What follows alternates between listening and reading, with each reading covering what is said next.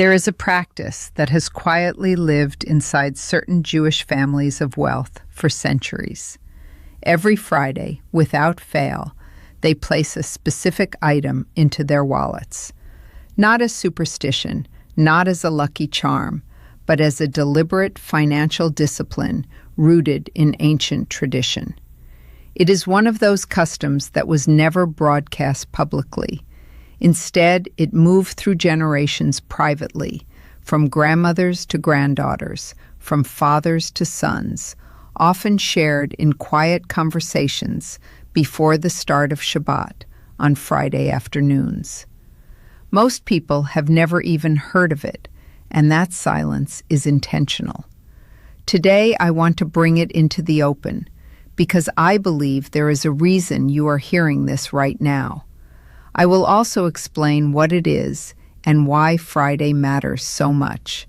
But first, there is something you must understand. Let me ask you something, and I want you to answer it honestly in your own mind. Have you ever felt like money just does not stay with you, no matter how much effort you put in? You work hard, you sacrifice comfort, you wake up early, you stay up late, you try to do everything the way you were taught. And still, when the month ends, there is barely anything left. Sometimes there is nothing left at all. Meanwhile, you look around and see others who do not seem to be working harder than you, yet they always appear more stable, more comfortable, more at ease. And quietly, you start questioning yourself. What am I missing? Why does it feel like the harder I try, the more resistance I face from money itself? If this feels familiar, I want to reassure you of something important. There is nothing broken about you, and you are not being punished or singled out by life. It is not bad luck, and it is not some hidden curse following you around. What is actually happening is that something essential is missing from the way you understand money and effort. And that missing piece is not another job, not another side hustle, and not another budgeting app. It is something far deeper, something invisible but powerful, something rooted in a way of thinking that has been preserved in Jewish tradition for over 3,000 years. In that tradition, financial life is never separated from spiritual life. They are connected, always influencing one another in subtle but real ways that most modern thinking overlooks completely. One teaching from the Talmud, in Tractate Shabbat, says that when a person's life is reviewed in the world beyond, one of the very first questions they are asked concerns their honesty and integrity in business. Think about that for a moment. The first things examined are not just spiritual rituals or personal beliefs, but how a person handled money and fairness in their dealings. This reveals something profound. Financial behavior is not separate from morality or spirituality. It is deeply woven into both. It shows that money is considered part of a sacred responsibility, not something outside of it. This idea alone challenges the way many people think about wealth today. It reframes money as something accountable and meaningful, rather than purely material or random. Here is where most people misunderstand things. They separate their financial struggles from their mindset, their habits, and their deeper values. They think the solution is only more effort or better timing, but they ignore the internal alignment that shapes how money flows in their lives. In the tradition I am referring to, wealth is not treated as something random or purely external. It is influenced by intention, awareness, and the way a person engages with responsibility. That is why practices like the one I am about to explain exist. They are not symbolic gestures without meaning.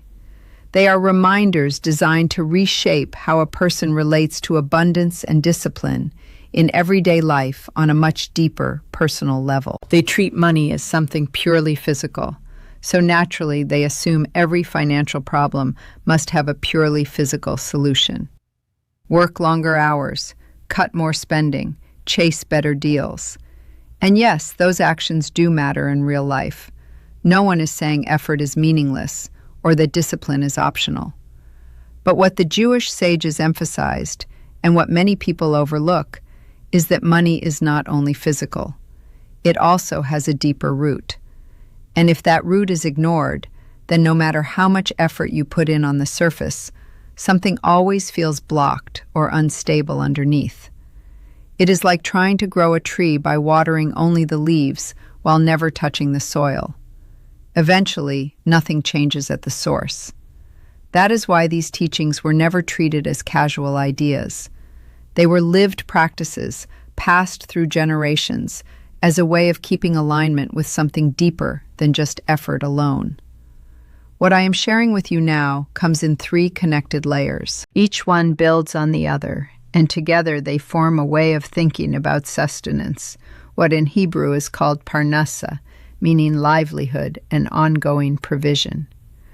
The first layer is the Friday wallet practice I already described, the act of setting something aside intentionally before Shabbat begins. The second is a principle from the Talmud that speaks about the container of blessing, a concept that changes how you view what you already have in your hands right now. And the third is a teaching from the Zohar that points to a very specific timing in how financial flow is believed to enter the world, something most people completely miss because they are not aligned with it consciously. If you follow all 3 ideas together, they begin to reshape not just what you do with money, but how you internally relate to it. Let me start with the second principle, and then we will connect it back. There is a teaching in the Talmud that discusses what kind of vessel can actually hold blessing. The sages arrive at a surprising idea.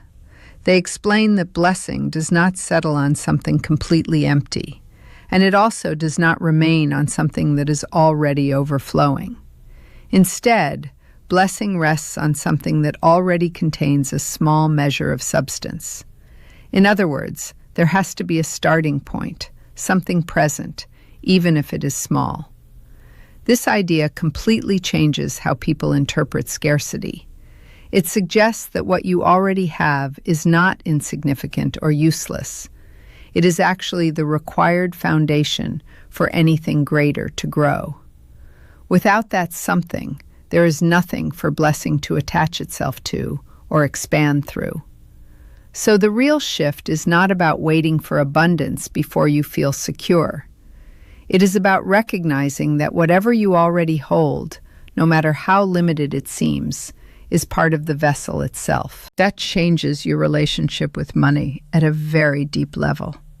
Instead of constantly feeling like you are starting from zero, you begin to see that you are always working with something that already carries potential. And once you understand that, you start to behave differently. You manage differently. You give differently.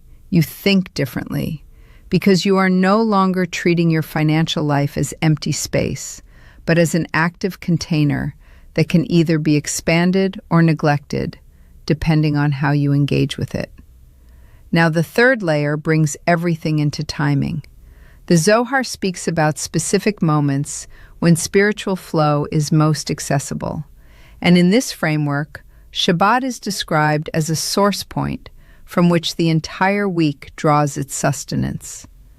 The idea is not that money magically appears, but that the channel, as they describe it, is renewed in cycles. Most people live as if the week is powered only by their own effort, Monday through Friday, and rest is just recovery. But in this view, the deeper flow is reversed. There is a moment of renewal, and the rest of the week unfolds from that renewal. When you place intentional action at that point, especially on Friday before Shabbat, you are symbolically aligning yourself with that cycle of renewal and continuity rather than constant depletion. Let me restate this clearly, because this is the part most people overlook. The Talmud describes blessing as something that only rests where there is already a prepared vessel. It does not settle into complete emptiness, and it does not stay where everything is tightly closed off either. Instead, It flows into something that already contains a small, intentional starting point, something that has been deliberately set apart. If you translate that idea into everyday life, it changes how you look at your wallet entirely. When money is always reduced to zero because it is spent the moment it arrives, there is no space for anything to build upon. But when someone holds money with fear and refuses to let any of it move, that is also not a vessel, because nothing flows into a closed hand. The tradition teaches that blessing responds to openness with structure, not emptiness or control, but a balanced space where something has already been placed with awareness and intention. I once heard a story about a man in a Jewish community named Mori.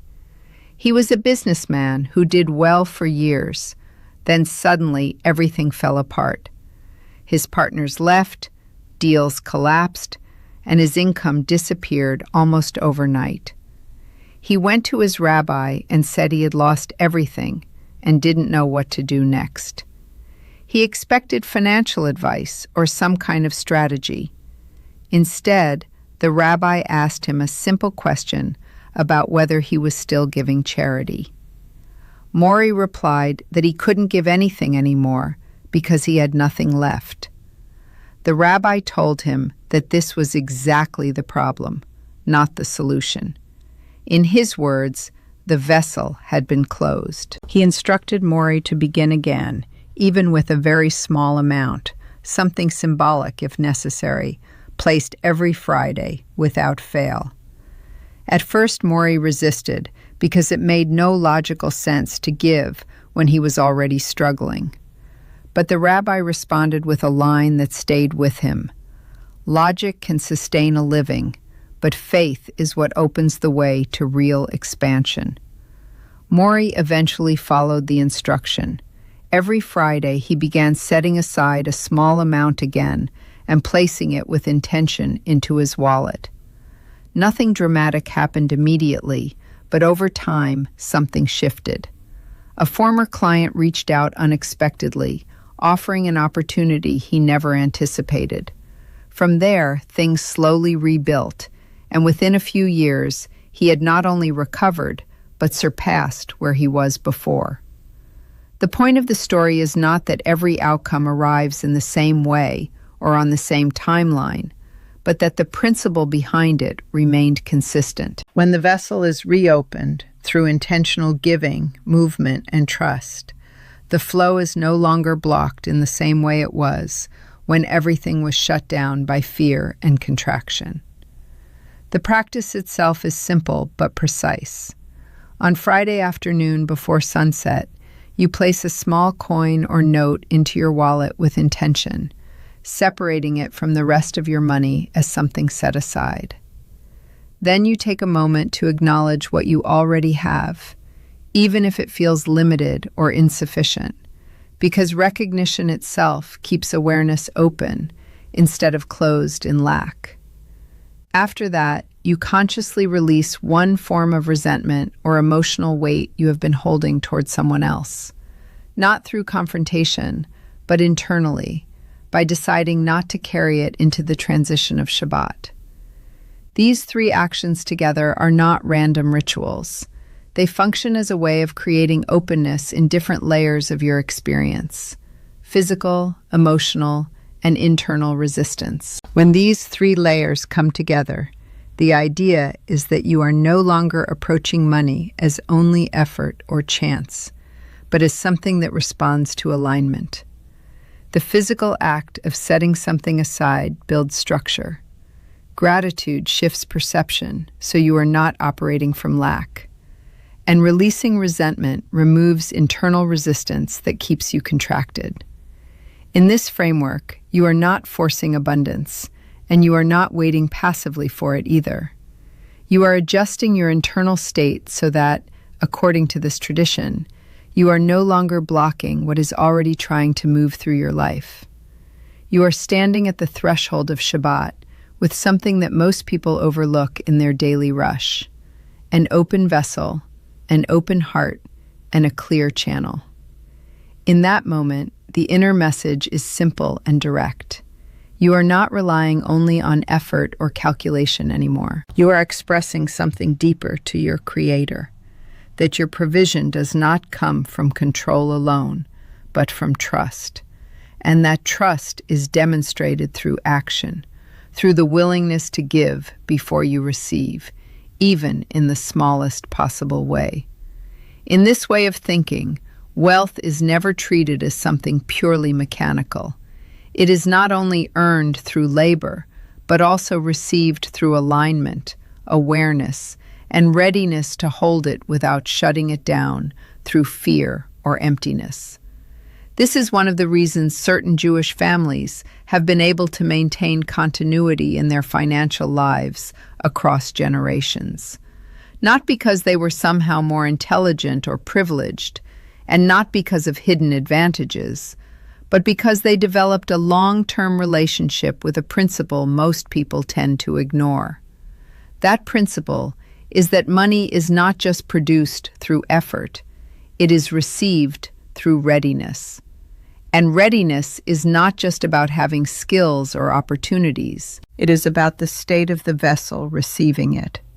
Gratitude, openness, and a sense of connection to something higher all become part of how that vessel is shaped and maintained over time. I often think about my grandmother in this context. She never studied financial theory, never followed investment trends, and never engaged with markets or complex strategies. None of that was part of her world. But she understood something far more foundational. She understood that the source of sustenance is not the system itself, but the one who allows the system to exist. And because of that, she treated her financial life with a kind of quiet awareness, as something that needed regular spiritual maintenance, not just practical management. For her, provision was not separate from faith, it was part of it. In our tradition, we speak about the idea of divine providence in everyday life, that nothing is random, and that even timing carries meaning. So when someone encounters a teaching like this at a specific moment in their life, it is not treated as coincidence. It is interpreted as a form of readiness emerging in the person themselves. The idea is not that everything instantly changes in an external sense, but that something internal becomes more aligned, more aware, more receptive. And once that shift happens, a person begins to notice their relationship with money, effort, and stress differently than before. So the invitation is simple and grounded. On the next Friday, do not wait for ideal conditions or perfect circumstances. Start exactly where you are. Take something small, even the smallest amount, and set it aside with intention. Acknowledge what you already have instead of focusing only on what is missing. And consciously let go of at least one emotional burden you have been carrying. Then move into your evening with a different internal posture, one that is not defined by pressure alone, but by awareness and openness. The point is not ritual for its own sake. The point is what it represents internally. The decision to stay open instead of closed, to remain receptive instead of contracted. In this tradition of thought, that openness is what keeps a person aligned with the flow of sustenance over time. If you strip away all the storytelling and focus on the core idea being expressed here, it's really about one central theme: how people relate to money internally, not just externally. Most financial advice stays at the surface level: earn more, save more, invest better. That matters in the real world, but it doesn't explain why two people with similar income can feel completely different levels of stability, stress, or control. The tradition being referenced here is trying to describe something deeper: the psychological and spiritual container a person holds money in, and how that container shapes behavior over time. When texts like the Talmud or Zohar speak about blessing and vessels, they're using metaphorical language to describe readiness and capacity. In practical terms, a vessel can be understood as your habits, mindset, emotional regulation, and relationship with uncertainty. If someone earns money but immediately spends it without structure, their financial system has no stability. If someone earns money but lives in constant fear of losing it, they may accumulate resources but still feel scarcity internally. Both are described in different ways as closed or unstable vessels, not in a mystical sense, but in terms of how capable the person is of holding and sustaining what they receive. The Friday practice you've been expanding on is essentially a structured way to interrupt automatic behavior. Setting something aside intentionally, even something small, is less about the amount and more about breaking the pattern of unconscious consumption. It creates a moment where you are no longer just reacting to money, but assigning it meaning and direction. From a behavioral perspective, this is similar to how rituals work in general. They anchor attention, reinforce identity, and create consistency in thinking over time. One important correction to keep in mind, though, is that these teachings are often misunderstood when they are taken as direct cause and effect systems. They are not formulas where a ritual automatically produces money. Even within Jewish ethical and philosophical texts, charity and ritual are never treated as substitutes for responsibility, effort, or practical decision-making. They are meant to shape character and discipline alongside action, not replace it. So the deeper takeaway is less about doing one specific act to unlock wealth, and more about building a stable internal structure where money is handled with intention instead of reaction. Over time, that tends to create better outcomes, not because of superstition, but because consistent behavior, emotional stability, and long-term thinking naturally improve financial life in most real-world contexts. And if there is one final idea that ties it all together, it is this: the way you speak about your life matters. The way you define your state matters. Even the simplest declaration becomes part of shaping your internal reality. So instead of closing this in silence, you carry it forward with awareness, understanding that how you see your vessel influences how you move through everything that comes next.